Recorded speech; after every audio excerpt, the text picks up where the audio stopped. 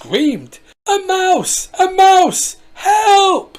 She jumped up, shaking Nipper off her coat onto the floor. Now it ran between Reverend's legs. It was away along the length of the bus, making people jump and squeal as it tickled their feet. The driver stopped the bus and joined in the hunt for the mouse. Everyone tried to catch the little mouse, and whilst they were busy, the other three squeezed out between the bars of the cage and ran for freedom. What a rumption there was! It was Reverend Timms who put things right in the end. He said in his best church voice, "Dear friends, if you will all sit still and quiet, I'll catch those mice in a trice. I kept mice as a boy, and I know what to do." At the sound of his voice, everyone calmed down and sat quietly. The Reverend borrowed a plastic bucket from Granny Dryden and some crumbs of cake from Miss Hubbard. He put the cake into the bucket and the bucket on the floor sideways and waited. Everyone sat very still. You would have thought there was no one in that bus. It was that quiet. But you could hear the scurrying and scratching as the four mice explored the bus, and then patter-patter sound.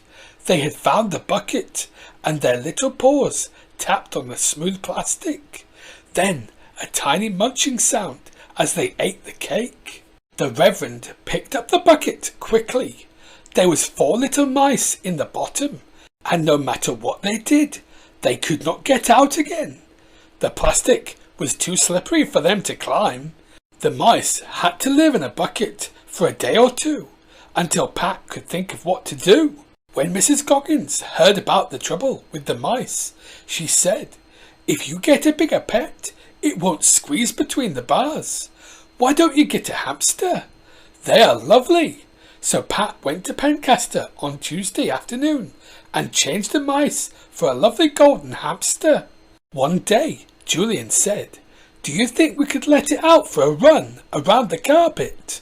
Sarah said, "Well, I'm sure it wouldn't do any harm to let it out for a little while, if you keep an eye on it. It's too big to go down a mouse hole." But the hamster went behind the settee and wouldn't come out. When they looked behind the settee, the hamster had gone. Then Pat came home and said, "What's this hole?" Sarah said, "What hole?" "Oh." When Ted called in, they showed him the hole. "That's a hamster hole, all right," he said. "Perhaps our Towser could get it out." He brought his little dog. It sniffed at the hole and wagged his tail like mad, but it couldn't get the hamster out. But Pat had an idea. "I'll catch that hamster," he said. "You'll never get it in a bucket," said Ted. "No, but I bet you I can get it," said Pat.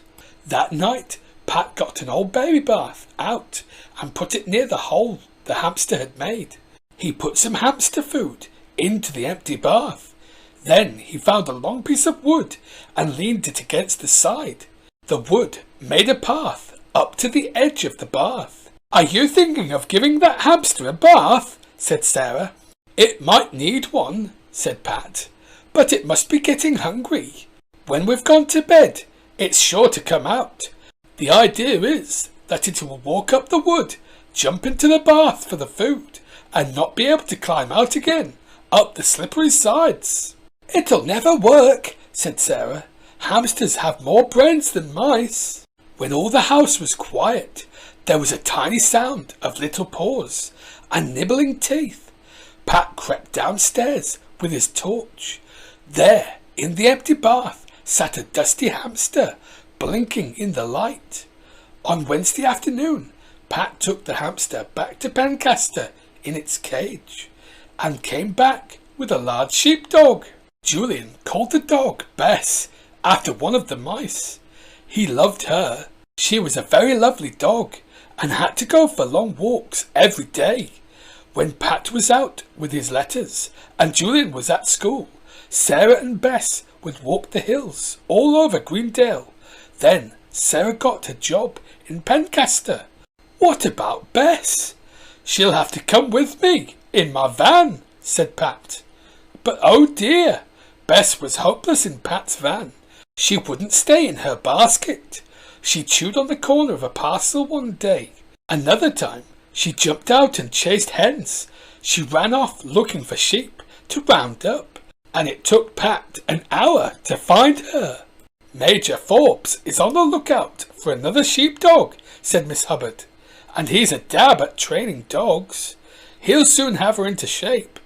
Why don't you have a word with him? I will, said Pat. Major Forbes was delighted. She's just the dog for me, he said. Bring her round on Monday and we'll make a start with her. So it was settled, but Pat and Sarah and Julian were sad. They would miss Bess, far more than they had missed the hamster or the mice. Monday came. Julian looked tearful as he said goodbye to Bess. Don't take on, said Pat. You'll be able to go round to Major's to see her any time you like. I know, said Julian, but he still looked very sad. It was time to take Bess to Major Forbes. Pat drove along, with Bess by his side. Just as they were passing Alf Thompson's bottom meadow, Bess began to make a fuss.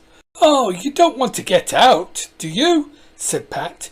Just when we're late. But Bess did want to get out. She barked and whined until Pat stopped the van. Be quick then, said Pat. Bess jumped out, but she still whined at Pat. What is it now? Said Pat in a cross voice. She wanted him to get out and look. Pat came. Bess led him to a cardboard box, stuck in the hedge. She sniffed and whined and wagged her tail. She nosed at the box. What is it, Bess? Said Pat. Pat lifted the lid of the box. Well, I'd be blessed, said Pat. How did you know that it was in there?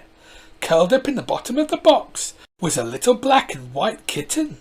Pat picked it up gently, and it opened its eyes and meowed at him. Poor little thing, said Pat. Who can have left you there? Bess gave it a kiss with her long wet tongue and made it sneeze. Good girl, said Pat. And this is how Pat arrived home that day, without Bess, but with a kitten tucked up in his warm coat. Let's call it Jess, said Julian. And they did. They all loved Jess. He didn't run away, or chase hens, or chew holes in the floor, or make people scream in the bus. He had ridden in the van every day with Pat, from that day to this. Pat says he's grand company, is our Jess.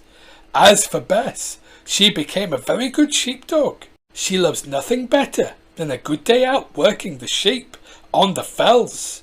And the shepherd often brings her to see Pat and Sarah and Julian and her old friend Jess.